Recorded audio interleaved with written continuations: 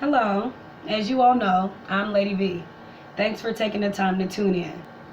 So, today on my show, I'm going to be discussing neighbors and coming together as neighbors. You're neighbors for a reason. So, you have to learn that when you have neighbors, everybody don't have the same goals, the same ambition, the same drive, the same type of company. Every neighbor is different.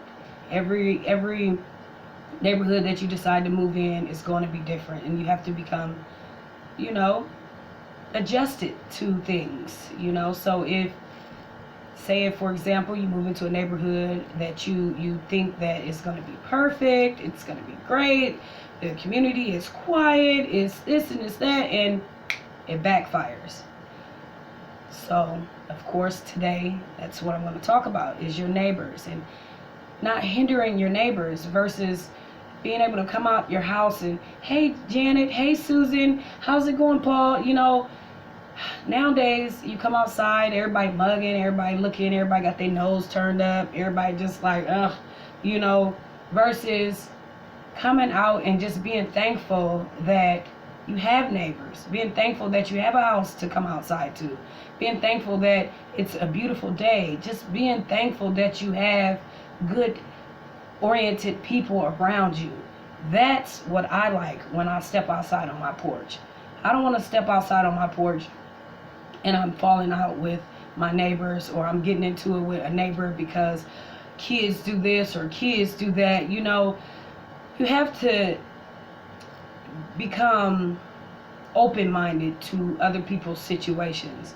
A lot of people don't know that when you have kids, it can be tough. It can be real tough to try to take on all the tasks that the next neighbors might have. The next neighbors might have a two-parent household with lesser kids, or the next household might have grandparents and more kids, or it might be both parents and both grandparents and all the kids in the household.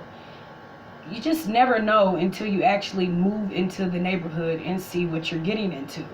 So it's not what it's all chucked up to be. So my thing is if you are a neighbor, and if you have problems with a neighbor, just take that time to knock on the door and get to know that neighbor, get to know who they are, versus to try to hinder their life or to make their life even harder than what it really is. Because if you take that extra step by just knocking on the door and saying, hey, my name is such and such, and I acknowledge you daily, as far as I command you daily on how you operate, how you take care of your children, or how you keep up on your yard, or how you keep up with the trash outside, you keep up with the kids. Take that initiative to introduce yourself to your neighbor, so that you guys aren't living on the edge, because you are neighbors for a reason. God placed you in that neighborhood, whether it be for a week, a year, 3 years, the rest of your life. You just never know. So if you don't take that initiative to introduce yourself to your neighbors, you're going to always come outside and it's going to feel like it's like, oh my God, it's overwhelming. So my topic is, why is it so difficult for us as a community to help one another? Learning to be helpful versus hindering one another. If it's something that you can do for your neighbor, if you have a lawnmower, if you have a shovel, a rake, or anything that you can lend or help out, do that, because that's what makes peace in your neighborhood, in your community, is helping one another. That's what we're here for, is to help each other. We're not here to cause havoc in one another's lives. We're not here to criticize or be hypocritical, or just overwhelming, or overbearing, or stalkerish, or just too dominant. You're here to uplift one another. You're here to give to thy neighbor. You're here to be there as support, because some people don't have family, and some people do want to be able to depend on a good neighbor to have that help. But nowadays, neighbors have became nuisance. They became stalkers. They became bullies. Neighborhood watches. They want to call the police. They want to call the dog people on you. They want to, nowadays you just really don't know what you're getting into until you move into the neighborhood and you're there for a while. And some people just can't understand your situation. Some people will never understand your situation. And it's not your job to force them to understand your situation, but you definitely can be precise on who you want to know your situations, because some people choose to be a little tough on you in your neighborhood, and you have to speak up, because if you don't, people will try to push you away out your neighborhood. They will try to bully you out your neighborhood, call the police, anything to try to hinder your life versus to try to help you. And that's what I don't understand with my people. We're neighbors for a reason. We're supposed to be here uplifting one another. If something's going wrong, if you have the advice to give, you give it. You don't withhold that information because you're upset because this neighbor, oh, she got too many kids, or oh, her kids do this, or her kids do that, or they're outside too late. Like, that's being hypocritical. No one's perfect. No one's perfect. There's no way in the world anything's going to be perfect but Jesus. So if you have a neighbor and you want to step outside your comfort zone and ask that neighbor for help, or you want to introduce yourself to your neighbor, this is the time. This is the time now to take that step and to introduce yourself to your people. Rather white, black, Mexican, Chinese, Burmese, whatever. Take that time, because you never know who might need you. Some people, like I said, don't have family, and they wouldn't mind conversating with their neighbors, or sitting down having tea, or making a Kool-Aid stand or something with the neighborhood kids, and y'all do something to get a block party together. There's nothing wrong with coming together as a community and bringing peace. And if you can't look out your window and say, hey, Paul, without Paul being upset about how you operate your household, then Paul doesn't need to be a part of you. And I say this because I do. I live in a neighborhood where it is very challenging, very, very challenging. I'm sure we all have lived in a tough neighborhood, or, and you wanted to better yourself, and you thought by bettering yourself would be moving to a different location because it's better, or you've heard that these types of neighborhoods are better, but it's not. You're better off being where you fit in.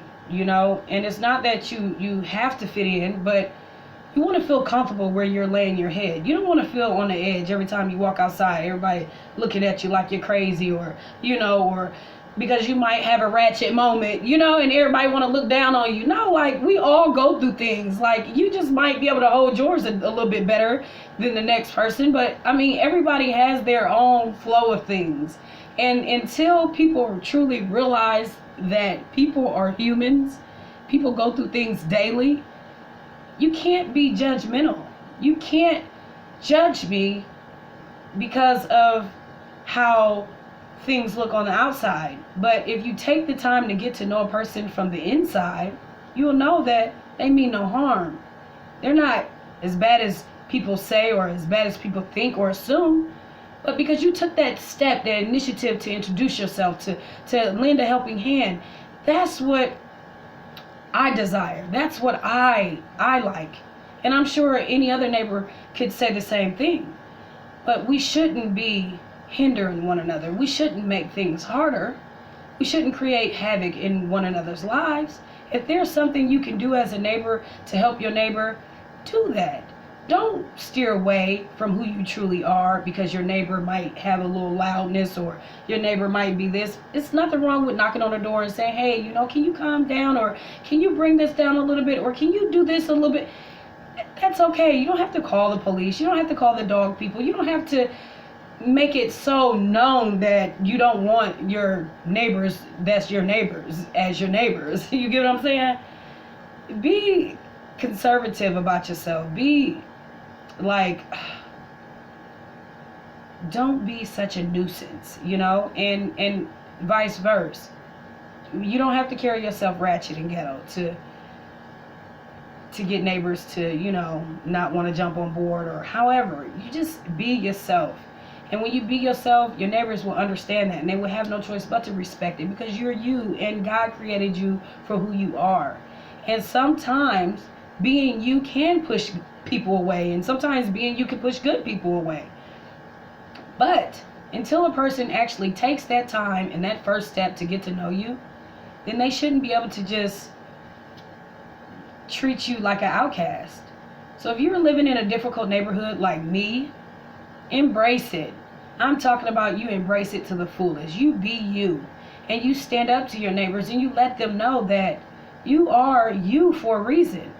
And if they don't like it, it's nothing wrong with taking that step to introduce yourself and to tell me politely that things could be better, and what we could do as a neighborhood or as a community to make things better. Is there anything that you need? Is there anything that you would like? Is there anything that we can do to make things better? That's what neighbors do.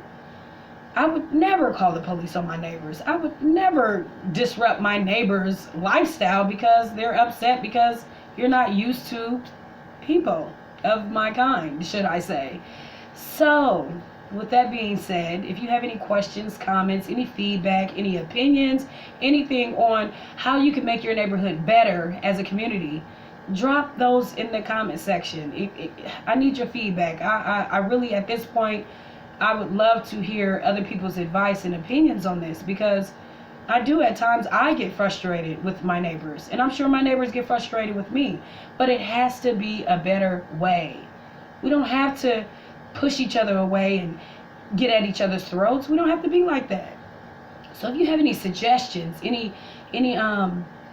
anything that could make your neighborhood better or my neighborhood better, please feel free. I too need advice, just like the next might need advice. I'm all about motivating my people and bringing my people together. I don't like being divided.